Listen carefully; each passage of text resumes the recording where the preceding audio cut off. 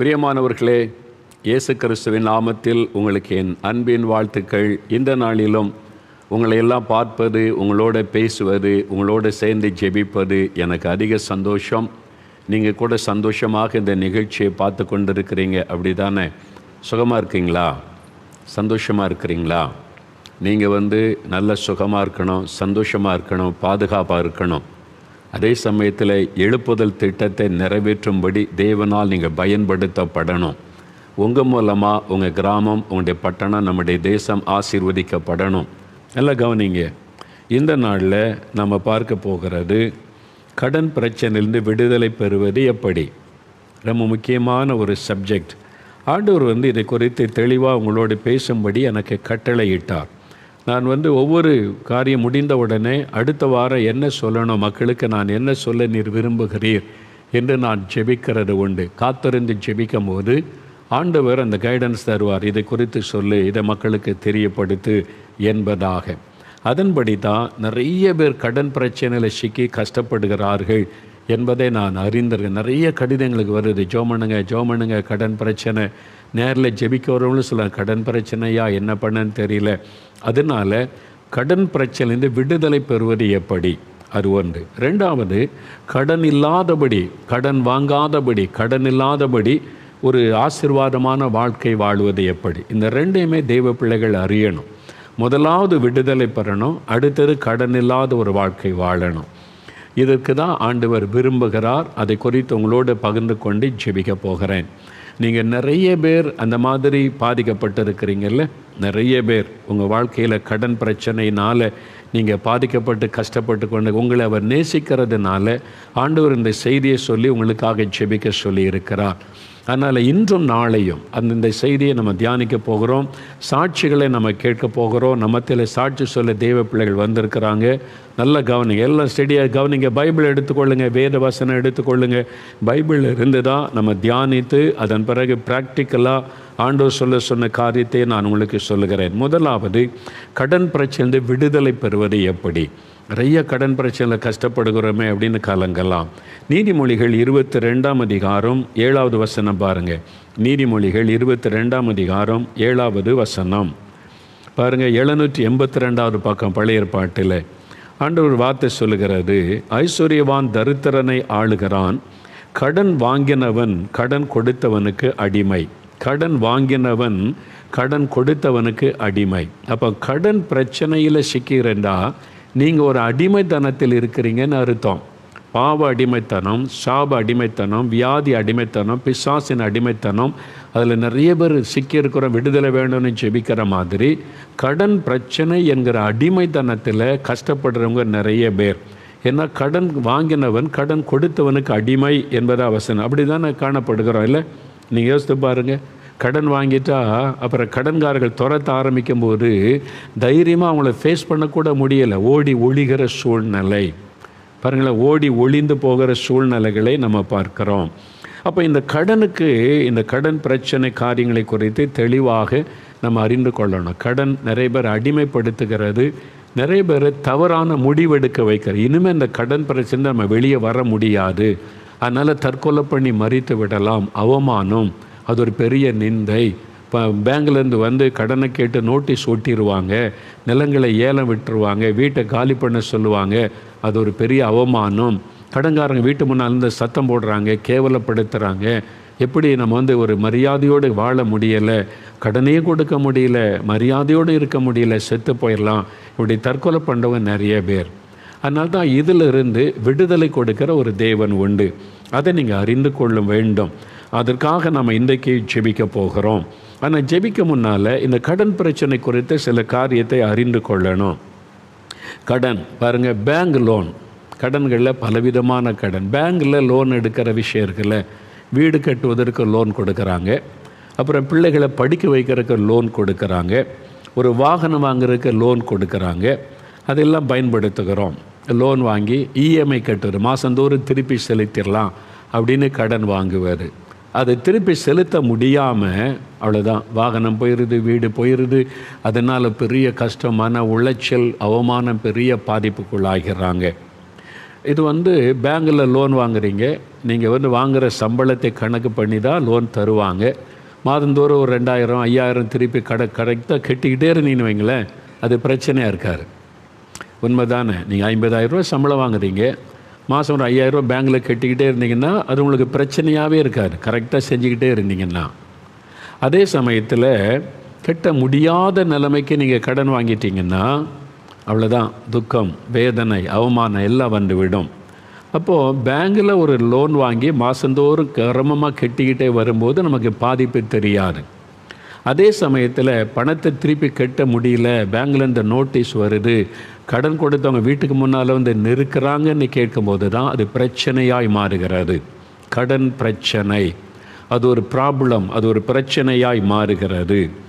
அப்போ யோசிச்சு பாருங்கள், சம்பாதிக்கிற பணம் எல்லாம் வட்டிக்கு போயிடுதுன்னா அது கடன் பிரச்சனையில் நீங்கள் சிக்கி இருக்கிறீங்க அப்படின்னு அர்த்தம்.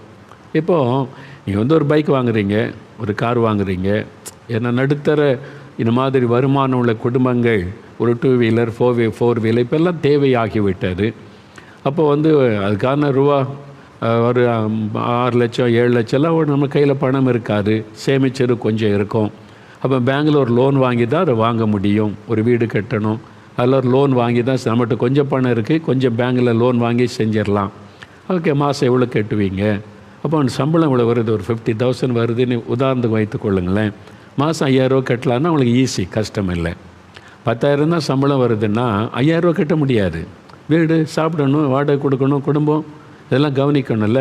சிலர் இதெல்லாம் யோசிக்கிறதே கிடையாது, கடன் கொடுத்துட்டா உடனே வாங்கிடுறாரு, திருப்பி கட்ட முடியுமான்னு யோசிக்கிறதே இல்லை. அப்படி கடன் வாங்கி அது பிரச்சனையாக மாறிவிடும். நீங்கள் பாருங்கள், 50,000 ரூபாய்க்கு நீங்கள் சம்பளம் வாங்கிட்டு 40,000 ரூபா வட்டி கட்டுவாங்க சிலர், பார்த்துருக்கீங்களா? 10,000 ரூபாய்ச்சி எப்படி குடும்பம் நடத்த முடியும்? அவங்களுக்கு அது பிரச்சனையாக மாறிவிடும். அப்போ கொஞ்சம் கொஞ்சமாக வாங்கி வாங்கி வாங்கி கடன் பிரச்சனை இந்த சிக்கலில் போய் அகப்பட்டு கொள்ளுவாங்க. இதுக்குன்னே நிறைய பேர் இருக்கிறாங்க. நாங்கள் இந்த பேங்கிலிருந்து பேசுகிறோம், உங்களுக்கு இவ்வளோ கடன் கொடுக்க நீங்கள் எலிஜிபிள், உங்களுக்கு எவ்வளோ கடன் வேணும், உங்களை கடன் பிரச்சனையில் சிக்க வைக்கிறதுக்குன்னே ஒரு கூட்டம் அலைகிறாங்க. ஃபோன் பேசிக்கிட்டே இருப்பாங்க, உங்களுக்கு எவ்வளோ கடன் வேணும். நிறைய பேர் அந்த சோதனையில் விழுந்து போயிடுவாங்க. அவங்களே கூப்பிட்டு கேட்குறாங்களே, கர்த்தர் வழி திறந்துட்டாருப்பா, அவங்களே கூப்பிட்டு கடன் வேணுமான்னு கேட்குறாங்க அப்படின்னு சொல்லி. தவறு. இப்போ நாங்கள் தேவனுடைய கூடாரம், தேவனுடைய வீடு, பெரிய பில்டிங்லாம் கட்டப்பட்டது. அதுக்கு நிறைய பணம், கோடிக்கணக்காக பணம் ஆண்டு கொடுக்க நாங்கள் கட்டிக்கிட்டே இருக்கோம். தேவனுடைய கூடாரம் பாருங்கள், அது 15 வருஷமாக கட்டி கொண்டு இருக்கிறோம். உடனே கட்டல, கர்த்தர் தர கட்டுவோம். எங்கள் பேங்க் மேனேஜர் 2 பேர் வந்தாங்க என்னை தேடி. நான் போகல பேங்க், அவங்களே எங்கள் தேடி வந்தாங்க.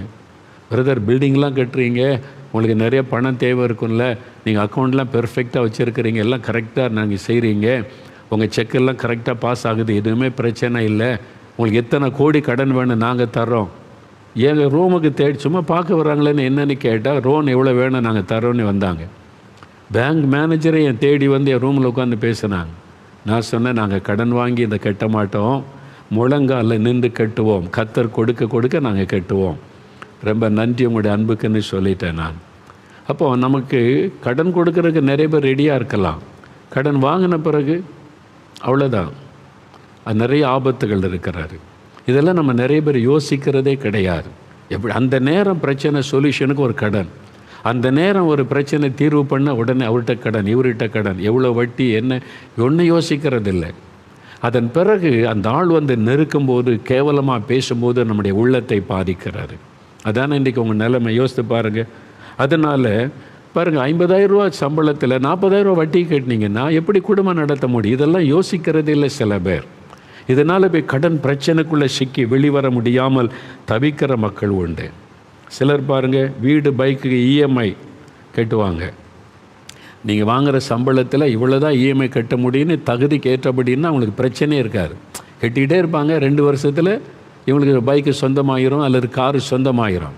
ஏன்னா அது லிமிட்டாக வாங்கி லிமிட்டாக கட்டிக்கிட்டே இருக்காங்க, நோ ப்ராப்ளம், பேங்க் லோன் வாங்குகிறாங்க, பிரச்சனை இல்லை.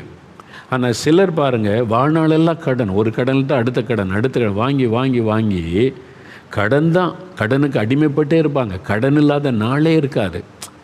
அது மாதிரி அடிமைப்பட்டு இருக்கிற குடும்பங்கள் நிறையா. நீங்கள் அப்படி சிக்கி இருக்கீங்களா?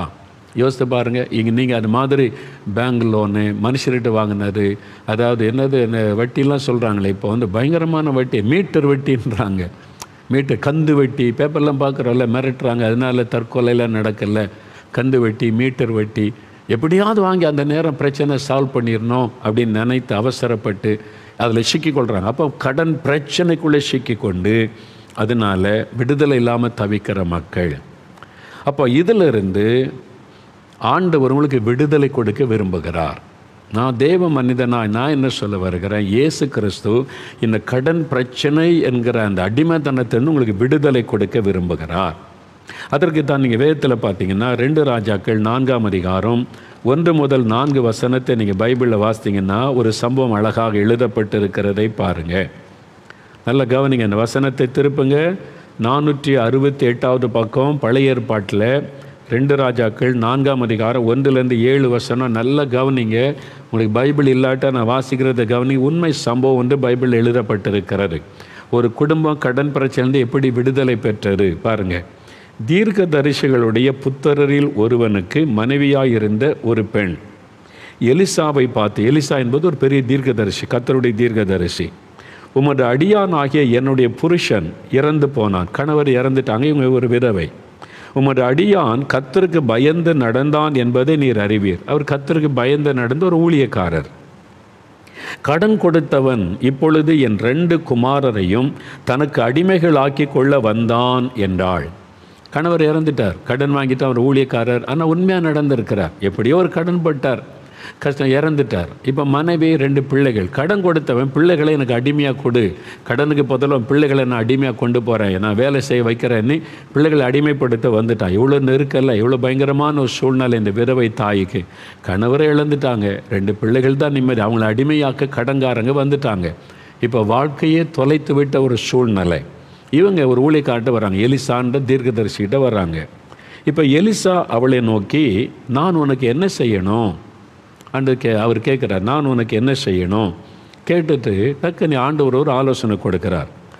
அந்த கடன் பிரச்சனை தீர்ப்பதற்கு கர்த்தர் ஒரு ஆலோசனை கொடுத்து அவர் சொல்கிறார், வீட்டில் உன்னிடத்தில் என்ன இருக்கிறது சொல் என்று கேட்டான். உன்கிட்ட என்ன இருக்குது, கடன் இவ்வளோ நெருக்கிறாங்க, பிடிக்கிற, உன்கிட்ட என்ன இருக்குது சொல்லு கேட்ட உடனே அதற்கு அவள், ஒரு குடம் எண்ணெய் அல்லாமல் உமது அடியாள் வீட்டில் வேறு ஒன்றும் இல்லை என்றாள். பாருங்க எப்படி சொல்கிறான்னு. ஒரு குடம் எண்ணெய் இருக்குது ஐயான்னு சொல்லலாம், அவ்வளோதானே. ஒரு குடம் எண்ணெய் அல்லாமல் வேறு ஒன்றும் இல்லை. சில எல்லாத்துக்கும் இல்லை இல்லை இல்லைன்னு பஞ்ச பாட்டே பாடுவாங்க பாருங்கள், அது நல்லதில்லை. என்ன இருக்குதோ அதானே கேட்குறாரு. உன் வீட்டில் என்ன இல்லைன்னு கேட்கல, உன் வீட்டில் என்ன இருக்குதுன்னு கேட்டால் ஒரு குடம் என்ன இருக்குதுன்னு சொல்ல வேண்டியது தானே. ஒரு குடம் எண்ணெயே அல்லாமல் வேறு ஒன்றும் இல்லை. அப்படி தான் சிலருடைய வாழ்க்கை. நம்ம அப்படி இருக்கக்கூடாது. என்ன இருக்குதோ அதை சொல்லுங்கள், அவ்வளோதான். உங்கள்கிட்ட என்ன இருக்குது ஆண்டவர்கிட்ட கேட்குற, இயேசு கேட்குற, அவன்கிட்ட என்ன இருக்குது, எல்லாம் பசியோடு 5 அப்பம் 2 மீன் இருக்குது கொண்டு வா, அவ்வளோதான். அவன்கிட்ட என்ன இருக்குதுன்னு கேட்குறான். 5 அப்பம் 2 மீன் எல்லாமே வேறு ஒன்றும் இல்லைன்னு சொல்லலை. நீங்கள் வந்து வார்த்தைகளில் கவனமாக இருக்கணும். சரி, இந்த பெண் அந்த மாதிரி சொல்கிறாங்க. அப்பொழுது தீர்க்கதரிசி, நீ போய் உன்னுடைய அயல் வீட்டுக்காரர் எல்லாரிடத்திலும் அநேகம் வெறும் பாத்திரங்களை கேட்டு வாங்கி வீட்டுக்குள்ளே போய் உன் பிள்ளைகளுடன் உள்ளே நின்று கதவை பூட்டி, பக்கத்து வீட்டில் யார் வீட்டில் வெறும் பாத்திரம் கேளு, கொஞ்சம் ஹெல்ப் பண்ணுங்கள், வெறும் பாத்திரம் கொடுங்க, எதுக்குன்னு சொல்லாத, வெறும் பாத்திரம் வேணும் கேளு, வீட்டுக்குள்ளே போய் கதவை மூடிடு, யாருக்கும் தெரிய வேண்டாம், கதவை மூடிவிட்டு இவர்கள் பாத்திரங்களை பாருங்கள், பாத்திரங்கள் எல்லாவற்றிலும் அந்த உள்ளே போய் கதவை பூட்டி அந்த பாத்திரங்கள் எல்லாவற்றிலும் எண்ணெயை வார்த்து நிறைந்ததை ஒரு பக்கத்தில் வை என்றான்.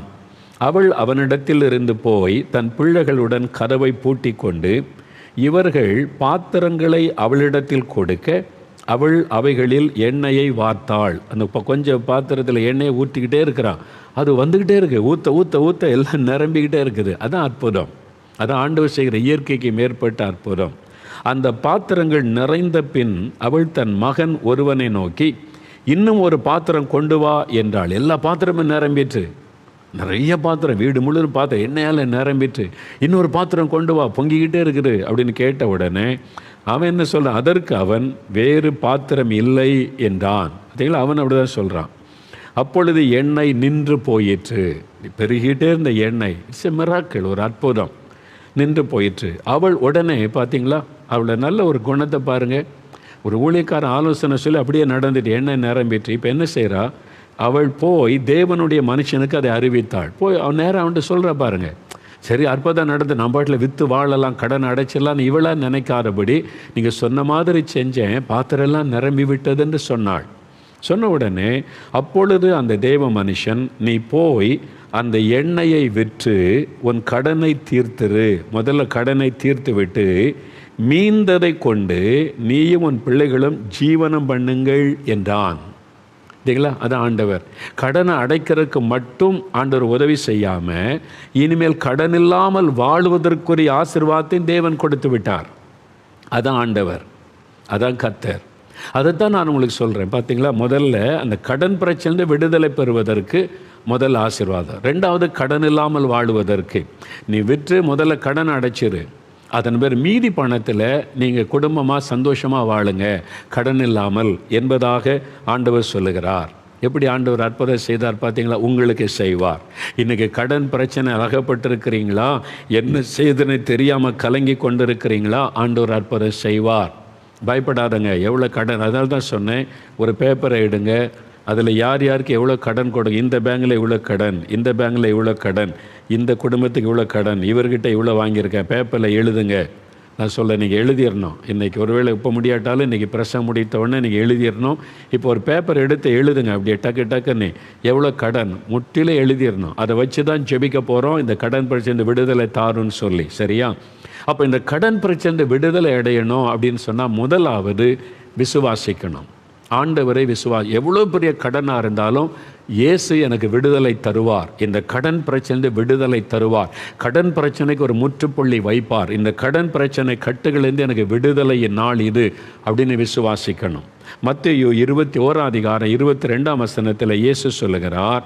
அந்த வசனத்தை கவனிங்க. மத்தேயு 21:22 32வது பக்கம் புதிய ஏற்பாட்டில், நீங்கள் விசுவாசம் உள்ளவர்களாய் ஜெபத்திலே எவைகளை கேட்டுப்பீர்களோ அவைகளை எல்லாம் பெறுவீர்கள். அதுங்களா, விசுவாசம் உள்ளவர்களாய் ஜெபத்தில் கேட்கறதை எல்லாம் பெறுவீங்க. அப்போ முதலாவது இந்த கடன் பிரச்சனையிலேருந்து இயேசு எனக்கு விடுதலை தருவார் என்று இதிலிருந்து ஒரு முற்றுப்புள்ளி வைப்பார் என்று விசுவாசிங்க. எத்தனை கோடி கடனாக இருக்கட்டும், நீங்கள் இன்றைக்கி முதல்ல விசுவாசிங்க, இந்த கடன் பிரச்சனை இந்த கட்டிலிருந்து இயேசு எங்களுக்கு எங்கள் குடும்பத்துக்கு விடுதலை தருவார், இந்த வட்டி பிரச்சனைக்கு ஒரு முடிவை உண்டாக்குவார், நான் சம்பாதிக்கிற பணம்லாம் வட்டிக்கே போகுது, உழைப்பெல்லாம் வீணாகுது, இதற்கு இயேசு ஒரு முடிவை உண்டாக்குவார். நீ விசுவாசிங்க. விசுவாசிக்கிறீங்களா? நீங்கள் விசுவாசிக்கிறீங்களா? நீங்கள் விசுவாசித்தா தான் அற்புதம் நடக்கும். நீங்கள் விசுவாசித்தா இயற்கைக்கு மேற்பட்ட அற்புதத்தை இயேசு உங்களுக்கு செய்வார். அப்படியா? அப்படி நடக்குமா? அப்படி சொல்கிறீங்களா?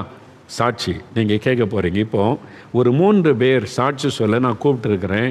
அவங்க நம்ம மத்தியில் வந்திருக்கிறாங்க. அவங்க வாழ்க்கையில் என்ன நடந்தது, எப்படி கடன் பிரச்சனையிலேருந்து இயேசு அவளுக்கு விடுதலை கொடுத்தா, அதை முதல்ல கேட்க போகிறீங்க. கேட்ட பிறகு நான் வசனத்தை சொல்லி நம்ம ஜெபிக்க போகிறோம். சரியா? முதலாவது சகோதரர் அந்தோணி ராஜ், அவங்க திருச்சியிலேருந்து வந்திருக்கிறாங்க.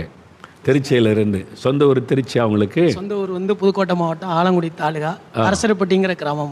அந்த கிராமம். ஆனால் இப்போ நீங்கள் இப்போ திருச்சியில் இருக்கு. திருச்சியில் திருவரம்பூர் தாலுகாவில் இருக்கீங்க. இப்போ என்ன செய்கிறீங்க? இப்போ நெல்லரிசி வியாபாரம் பார்க்குறோம்.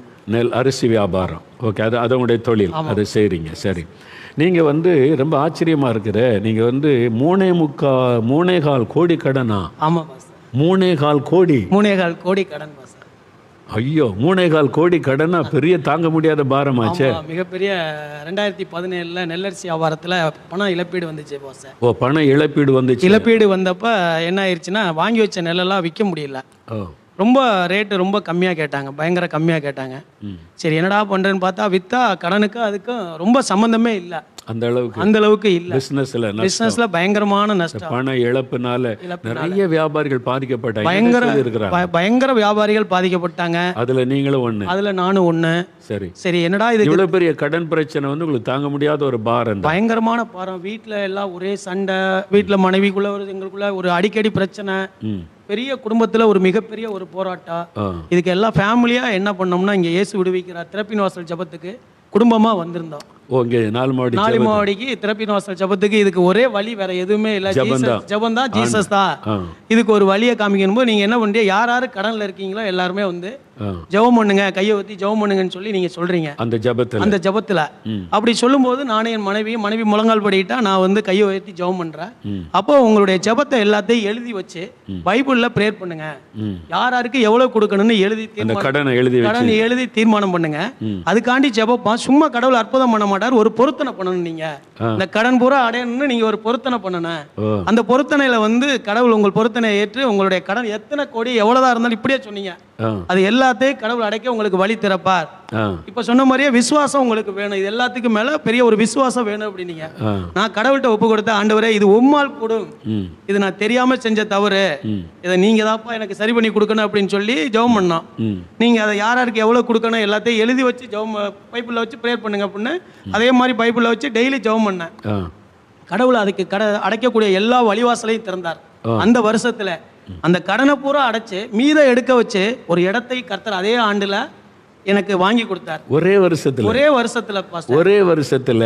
3.25 கோடி கடன். பிசினஸ்ல ஏற்பட்ட சரிவு, பண இழப்பு, மதிப்பீட்டுனால உண்டான பிரச்சனை, 3.25 கோடி கடன். யோசித்து பாருங்க. சிலர் தப்பான மொழி செத்து போயிடலாம், ஒன்றும் செய்ய முடியாது. அப்படி இயேசுவால முடியும். அவங்க விசுவாசத்தோட எழுதி வச்சு ஜெபிச்ச ஒரே வருஷத்துல 3.25 கோடி கடனையும் அடைச்சி புதிய இடம் வாங்கும்படி கர்த்தர் ஆசீர்வதித்தாராம். ஒரே வருஷத்துல பாஸ்டர். சரி, இப்ப எப்படி இருக்கு உங்க பிசினஸ்? இப்ப கடவுள் அற்புதமா நடத்துறார் பாஸ்டர்.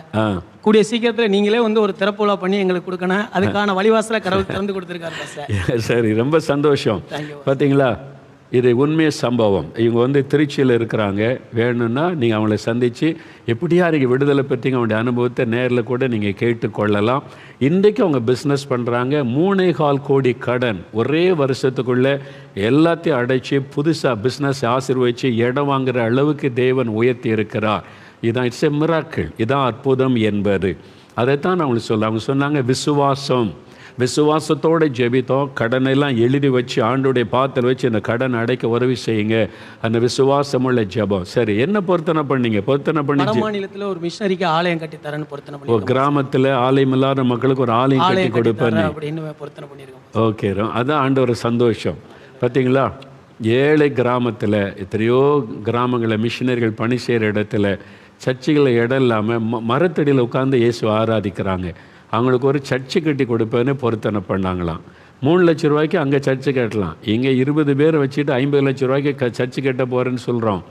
அங்கே 3 லட்ச ரூபாய்க்கு சர்ச்சு கட்டினீங்கன்னா 200 பேர் வந்து ஆராதிப்பாங்க வட இந்தியாவில். இப்போ அந்த மாதிரி சகோதரர் பொருத்தனை பண்ணாங்க. தேவன் அற்புதம் செய்தார்.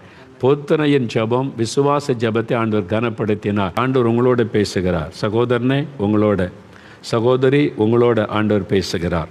அது கோடிக்கணக்கான கடனாக இருந்தாலும் சரி, லட்சக்கணக்கான ரூபாய் கடனாக இருந்தாலும் சரி, இயேசுவால் உங்களுக்கு அதிலிருந்து விடுதலை கொடுக்க முடியும். அந்த கடன் பிரச்சனை விடுதலை கொடுத்து கடன் இல்லாத ஒரு வாழ்க்கையை கர்த்தர் தர முடியும். விசுவாசிக்கிறீங்களா? இப்போ இன்றைக்கு விசுவாசத்தோடு நம்ம ஜெபிக்க போகிறோம். சரியா? நாளைக்கு இதனுடைய தொடர்ச்சியாக இந்த கடன் பிரச்சனைக்கு காரணம் என்ன, அதிலிருந்து முழுமையாக விடுதலை பெற என்னெல்லாம் செய்யணும் அப்படின்றது குறித்து நாளைக்கு உங்களோட நான் பேசுவேன். சரியா? ரொம்ப முக்கியம். ஏன்னா இன்றைக்கே நான் சொல்லணுன்னா நமக்கு டைம் இல்லை. அதனால் நாளைக்கும் சில காரியம். இன்றைக்கு முதல்ல விசுவாசம். இந்த கடன் பிரச்சனைலேருந்து இயேசு எனக்கு விடுதலை தருவார், என் குடும்பத்துக்கு விடுதலை தருவார். விசுவாசிக்கிறீங்களா? இயேசு அதுக்காக சிலுவையில், கடன் என்பது ஒரு அவமான நிந்தையை கொண்டு வருதில்லை. இயேசு சிலுவையிலே நம்முடைய அவமானங்களை சுமந்தார், நிந்தைகளை சுமந்தார், நமக்காக பாடுகளை ஏற்றுக்கொண்டார். இந்த கடன் பிரச்சனை என்கிற நிந்தை, அவமான பாடுகளிலிருந்து விடுதலை கொடுக்கவும் இயேசு சிலுவையில் தன்னை பலியாய் கொடுத்தார். அதை விசுவாசித்து, இயேசுவே எங்கள் கஷ்டம் உங்களுக்கு தான் தெரியும், எவ்வளோ பெரிய அவமான நிந்தை நெருக்கத்துக்குள்ளே நாங்கள் இருக்கிறோம், நீங்கள் தான் விடுதலை தர முடியும், எனக்கு உதவி செய்யுங்கன்னு ஜெபிச்சு பாருங்கள். உங்களுக்கு ஒரு வழி திறக்கப்படும். கடன் பிரச்சனைக்கு முடிவு வரும். இன்றைக்கு அதுக்காக நாம் ஜெபிக்க போகிறோம். அற்புதம் நடக்கும். அல்ல, எனக்கு ஒரு சகோதரரை தெரியும். கிட்டத்தட்ட ஒரு 20 வருஷத்துக்கு முன்னால், அநேக ஆண்டுகளுக்கு முன்னால் அவங்க வந்து ஒரு வீடு கட்டினாங்க. 1.5 லட்ச ரூபா கடன் ஆக்கி போயிட்டார். அப்போ 1.5 லட்ச ரூபான்றது இப்போ 1 கோடிக்கு சமம். அந்த மாதிரி ஒரு 50 லட்சம்னு வைத்துக்கொள்ளுங்க. அப்படி கடன் பெரிய தலைக்கு மேலே பாரம் ஆயிற்று. அவர் சின்ன பிஸ்னஸ் செய்கிறவர். அதை வச்சு எப்படி கடன் அடைக்கிறது? கடன் வாங்கி வீட்டை கட்டி முடிச்சுட்டாங்க. இப்போ கடன்காரர் யாராவது வீட்டுக்கு வந்தாலே பயந்து, கடன் என்பது ஒரு பயத்தை கொடுக்கும். கடன்பட்டார் நெஞ்சம் போல கலங்கினது இலங்கை வேந்தனுடைய இருதயம்னு சொல்லி மகாபாரதத்தில் ஒரு வரி வரும். எங்கள் பாட்டி மகாபாரத ராமாயணம் எனக்கு சொல்லி கொடுத்து வளர்த்தாங்க அந்த நாட்களில். அந்த வார்த்தை பாருங்கள், கடன்பட்டார் நெஞ்சம் போல கலங்கினதான் அப்படின்னு எழுதினதை நான் ராமாயணத்தில் எழுதியிருக்கிறதை பார்க்குறோம். ஏன்னா அது அப்படி எழுதப்பட்டிருப்பார். கடன் என்பது அவ்வளோ பெரிய கலக்கத்தை கொண்டு வரும். பயம், என்ன செய்கிறது, அவருடைய கடன்காரங்களை குறித்த பயம். அதுக்கு பயந்து ஊர் ஊராய் ஒளிந்து அலைகிற மக்களும் உண்டு. அது மாதிரி நீங்கள் அப்படி கஷ்டப்படுறீங்களா? அந்த சகோதரர் பாருங்கள், பேப்பரில் எழுதினார், கடன் எல்லாம் எழுதி திறப்பின் ஜெபத்தில் வந்து வச்சு ஆண்டவருக்கு டைம் கொடுத்தார். ஆண்டவரே அடுத்த மாதம் திறப்பின் வாசல் ஜெபம் நான் வர்றதுக்குள்ளே எல்லா கடனையும் நீங்கள் அடைச்சி தரணும். நான் உம்முடைய பிள்ளை தானே, நாம் நேசிக்கிறோம் உம்முடைய பிள்ளை. அப்போ என் கடனுக்கு நீங்கள் தான் உத்தரவாதி, நீங்கள் என் தகப்பன் தானே, பிள்ளை கடனை அடைக்கணும், உதவி செய்யுங்க அப்படின்னு ஜெபிச்சார் பாருங்க. அடுத்த மாதத்தில் எல்லா கடனும் அடைஞ்சிட்டு, ஒரு பைசா கடன் இல்லை. அவங்க செல்கிற வியாபாரத்தில் 1.5 லட்ச ரூபா லாபம் வரவே வராது, எனக்கு தெரியும். நான் அவன்கிட்ட நேரில் கேட்டேன், என்ன நீங்கள் 1.5 லட்ச ரூபா கடன் ஒரே மாதத்துக்குள்ளே அடைச்சிட்டு இருந்தீங்க, எப்படி? ஏதாவது நிலத்தை விற்று கொடுத்தீங்களா? இல்லை. ஏட்ட கடன் வாங்கி இந்த கடன் அடைச்சிங்களா? இல்லை. பிறகு எப்படி அடைச்சிங்க? அவன் சொல்ல, அதானே எனக்கு தெரில, எப்படி இது அடைஞ்சதுன்னே தெரில. பிஸ்னஸ் பண்ணேன், வர ஒவ்வொருத்தருக்காக கடனை கொடுத்துக்கிட்டே இருந்தேன். மாத கடைசியில் பார்த்தா கடனே இல்லை. இயற்கைக்கு மேற்பட்ட தட் இஸ் மிராக்கிள். அதான் அற்புதம் என்பர் உங்களுக்கு செய்வார். விசுவாசிக்கிறீங்களா? இப்போ ஜெபிக்கலாமா? கடனில் எழுதியிருக்கிறீங்களா பேப்பரில்? அதை உங்கள் பைபிள் மேலே வைங்க, அதுக்கு மேலே உங்கள் கை வைங்க. குடும்பமாக சேர்ந்து ஜெபிக்கணும், ஃபேமிலியாக, கணவன் மனைவி பிள்ளைகள் எல்லாம் சேர்ந்து அந்த கடனை வைங்க. ஆண்டோடைய பாத்தில் வைக்கிற ஆண்டவரை எல்லாம் கை வைங்க, அது மேலே கை வைங்க. ஆண்டவரை எத்தனை கடனையும் நீங்கள் அடைத்து கொடுக்க வல்லமை உள்ள தேவன். நீங்கள் எங்களுக்கு அற்புதம் செய்யணும். இந்த 3 பேருக்கு அற்புதம் செய்தீங்க. கோடிக்கு மேலே உள்ள கடனை அடைச்சி கொடுத்தீங்க. எங்களுக்கு உதவி செய்யணும். இந்த கடனை அடைச்சி கடன் இல்லாத வாழ்க்கை வேணும். இந்த கடன் பிரச்சனைக்கு விடுதலை வேணும். ஜெபிக்கலாமா? எல்லாம் அப்படியே ஜெபம் பண்ணுங்க. நல்ல வாயை திறந்து ஜெபம் பண்ணுங்க. இயேசுவே, இவங்களுக்கு உதவி செய்தீங்க, கடன் பிரச்சனை விடுதலை கொடுத்தீங்க, எனக்கு விடுதலை கொடுங்க, எங்கள் குடும்பத்துக்கு விடுதலை கொடுங்க. எல்லா கடனையும் அடைத்து முடிக்க ஒரு அற்புதம் செய்யுங்க. கடன் பிரச்சனை விடுதலை தாங்க. ஜெபம் பண்ணுங்க. கருத்தா ஜெபிங்க. 2 நிமிஷம் உங்களுக்கு டைம் தர்றேன். ஜெபம் பண்ணுங்க. குடும்பமாக, குட்டி பிள்ளைகள், உங்கள் அப்பா அம்மா கடன் பிரச்சனை விடுதலை அடையணும். உங்களுடைய குடும்பம் கடன் பிரச்சனை விடுதலை அடையணும். ஜெபம் பண்ணுங்க. ஆண்டவரே, லட்சக்கணக்கான கடன், ஆயிரக்கணக்கான ரூபாய் கடன், கோடிக்கணக்கான ரூபாய் கடன், அதிலிருந்து எங்களுக்கு ஒரு விடுதலை வேணும். கடன் பிரச்சனையிலேருந்து ஒரு விடுதலை வேணும். இயேசுவின் நாமத்தில் விடுதலை வேணும். எங்களுக்கு ஒரு அற்புதம் செய்யுங்க. இயேசுவின் நாமத்தில் அற்புதம் செய்யுங்க. கேளுங்க. இயேசு கிறிஸ்துவின் நாமத்தில் இந்த கடன் பிரச்சனையிலிருந்து ஒரு விடுதலை வேணும். விசுவாசத்தோடு கேளுங்க. ஜெபிங்க. ஆண்டவர் அற்புதம் செய்ய ஆரம்பித்து விட்டார். உங்களுடைய ஜெபம் கேட்கப்படுகிறது. தகப்பனே, கண்ணீரோடு நிற்கிறாங்கப்பா, நிந்தைகள் அவமானத்துக்கு நடுவில் தவித்து நிற்கிறாங்கப்பா. சம்பாதிக்கிற பணம்லாம் வட்டிக்கே போகிறது, வாழவே முடியலையே, கடன் பிரச்சனைக்கு எப்போதான் முடிவு என்று கலங்கி நிற்கிறாங்க. இந்த பிள்ளைகளுக்கு அற்புதம் செய்யணும். இந்த 3 பேருக்கு சகோதரர்களுக்கு அற்புதம் செய்தீங்களே, இந்த குடும்பத்தில் இவங்களுக்கு அந்த அற்புதம் நடக்கணும். இயேசு கிறிஸ்துவின் நாமத்தில் இந்த கடன் பிரச்சனையிலிருந்து விடுதலை உண்டாகட்டும். எல்லா தடைகளும் இயேசுவின் நாமத்தில் மாறட்டும். அவ்வளவு கடனுக்கு ஒரு முடிவை உண்டாக்குங்க. கோடிக்கணக்கான ரூபாய் கடனுக்கு இயேசுவின் நாமத்தில் முடிவு வரட்டும். லட்சக்கணக்கான ரூபாய் கடனுக்கு இயேசுவின் நாமத்தில் முடிவு வரட்டும்.